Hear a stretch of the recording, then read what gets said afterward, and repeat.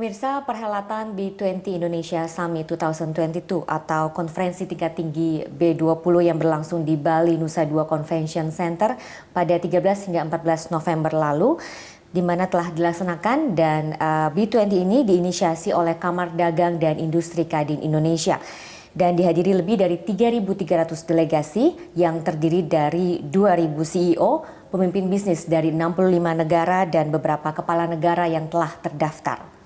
Sebagai forum dialog resmi G20 yang mewakili komunitas bisnis global, B20 bertugas memformulasikan rekomendasi kebijakan atas sejumlah isu global yang selaras dengan agenda G20.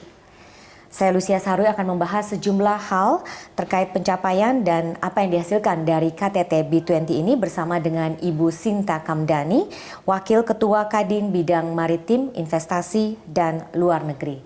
Halo Bu Sinta, senang sekali ya Bu bisa hadir di sini.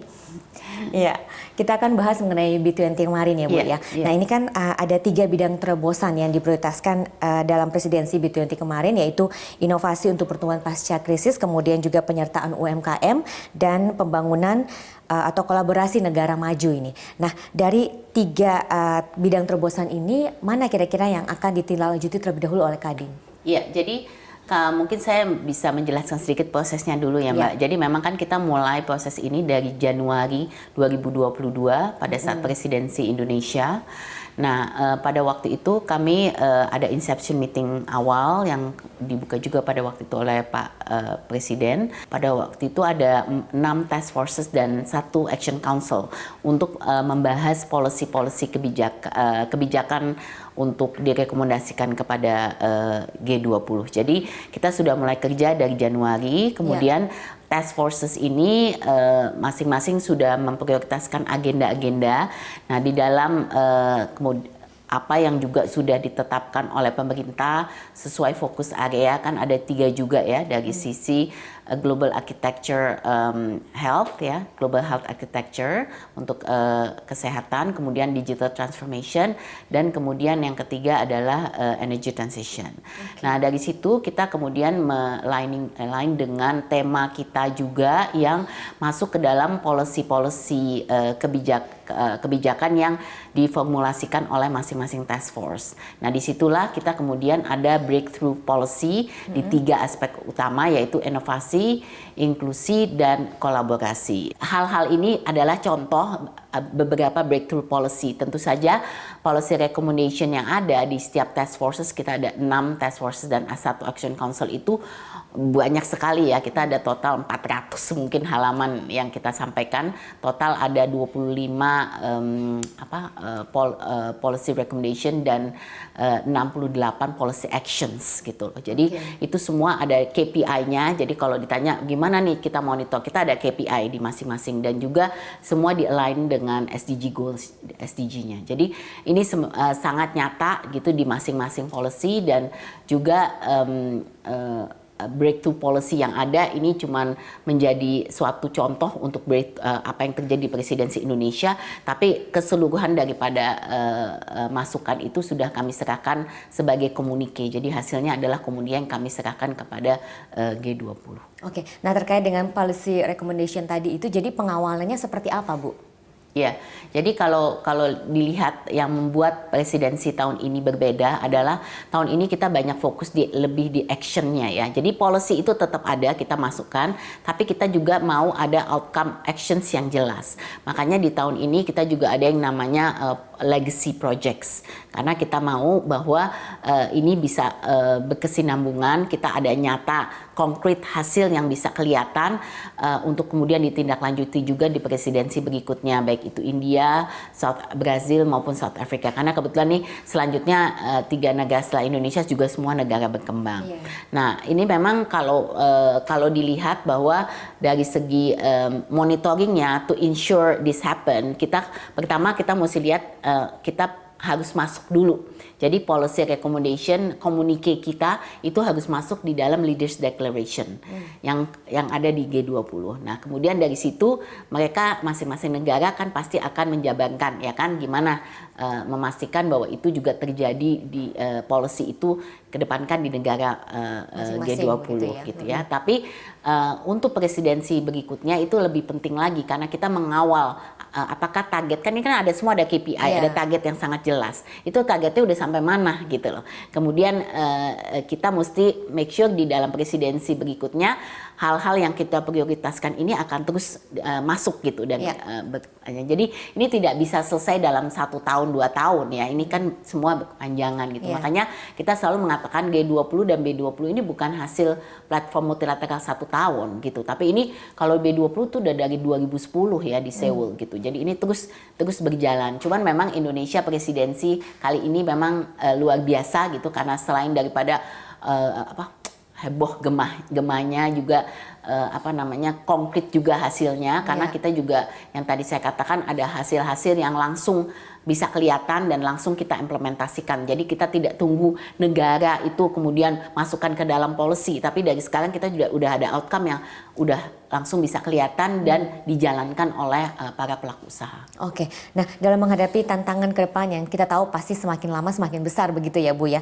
Ketua Umum Kadin Indonesia Arsyad Rashid mendorong kolaborasi dan tindakan bersama untuk mencapai tujuan pertumbuhan yang inklusif.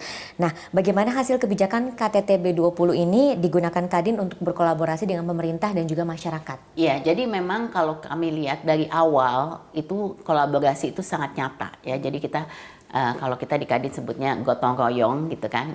Sebenarnya ini kita namakan Indonesia Incorporated. Jadi kita mulai dari awal presidensi gitu, di mana kami juga bersama-sama pemerintah pada waktu itu sudah ditegaskan nih prioritas isu yang mau dikedepankan, bagaimana dari bisnisnya, bagaimana dari pemerintahnya.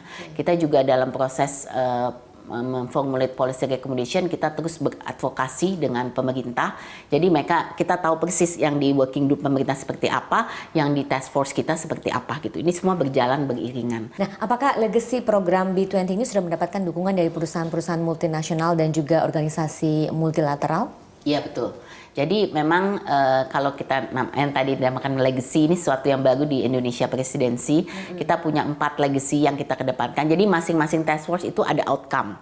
Tapi kita kemudian ada yang main legacy daripada B20. Jadi pertama itu yang kita sebutkan dengan Carbon Center of Excellence ya. Jadi di situ kita kan isu mengenai carbon market menjadi knowledge hub dan practice hub, dan itu juga kita bekerja sama sebagai ownernya itu dengan Bloomberg ya, Bloomberg NEF. Nah, itu Bloomberg menjadi organisasi internasional yang memayungi untuk juga Carbon Center of Excellence ini, platform yang kita kedepankan. Yang kedua yaitu Wiki, kita untuk ada program Wiki B20 untuk UMKM, dan ini khususnya untuk bagaimana UMKM ini bisa naik kelas. Kita ada namanya Wiki Learn untuk peningkatan kapasitas daripada UMKM untuk masuk ke digitalisasi.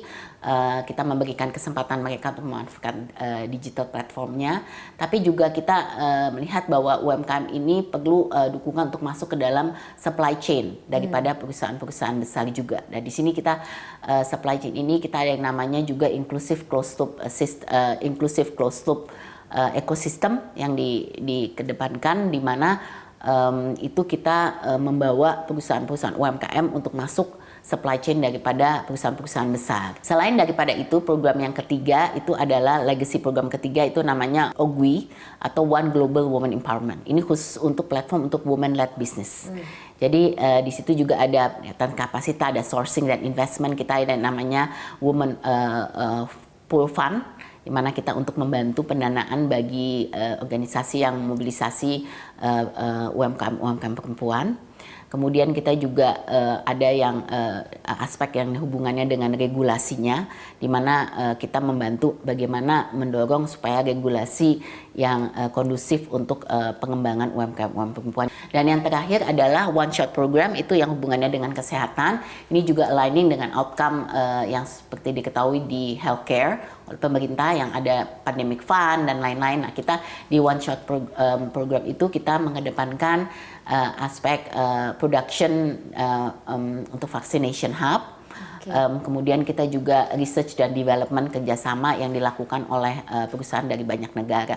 Jadi itu semua udah program yang pada saat kita masukkan itu udah konkret. Jadi programnya sendiri udah jalan, tinggal kita lanjutkan terus untuk sampai ke presidensi berikutnya. Oke, dan cukup terperinci begitu ya Bu? Sangat detail, kemudian komitmennya juga udah nyata-nyata gitu. Jadi kita memang mau untuk tidak hanya sekedar masukan dan on paper konsep, tapi sesuatu yang sudah jalan. Oke, baik, terima kasih Ibu Sinta Kamdani sudah berbincang di sini. Semoga Kadin bisa mendorong semua pelaku bisnis dan juga pemerintah ya untuk menjadikan KTT B20 sebagai momentum membangun kerjasama dan kolaborasi.